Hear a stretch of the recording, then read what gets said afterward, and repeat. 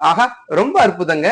யாராலங்க இப்படி சொல்ல முடியும்? சொல்றாரு பாருங்க, ஒருவன் ஒப்புரவு என்ற அந்த பண்பை உடையவனாக இருக்கிறான், அந்த பண்பை எப்பொழுதும் கொண்டிருக்க வேண்டும் என்று ஆசைப்படுகிறான் என்றால் அவன் என்ன செய்யணும் தெரியுமா?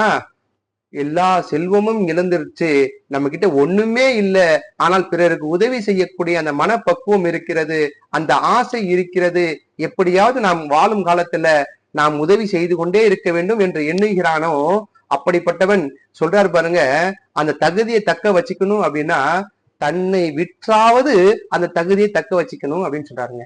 ஆக எப்படிப்பட்ட அந்த பண்பை அவன் உடையவனாக இருக்க வேண்டும், அந்த பண்பு எப்படிப்பட்ட உயர்ந்த பண்பாக இருக்கிறது என்று திருவள்ளுவர் ஆக அற்புதமா சொல்றார்.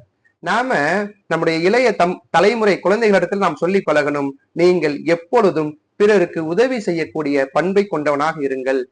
சொல்றாரு பாருங்க, நீங்கள் பிறருக்கு உதவி செய்வதனால் நம்முடைய செல்வம் இழந்துருவோமே, செல்வம் இழந்துட்டா எதிர்காலத்துல நமக்கு துன்பமா இருக்குமே, கேடா இருக்குமே அப்படின்னு நீங்க நினைச்சீங்க அப்படின்னா அது அறியாமை, அது முட்டாள்தனம்.